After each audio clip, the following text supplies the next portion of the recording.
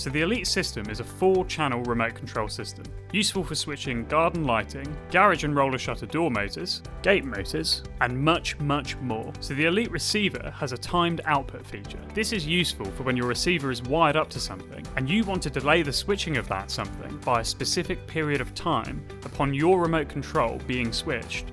So you set your timed output for each channel by pressing the timer switch. Repeat press this to cycle through your channels. Then let your receiver select the channel.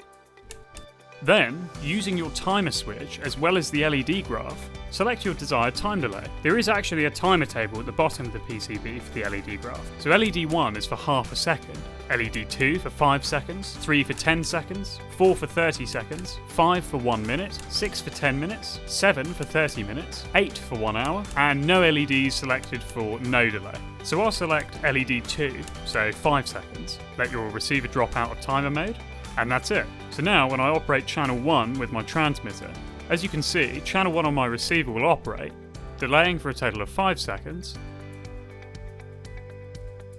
And there you go, that's it.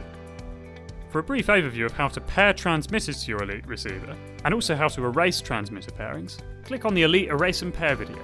And for more videos from RF Solutions, press the subscribe button below.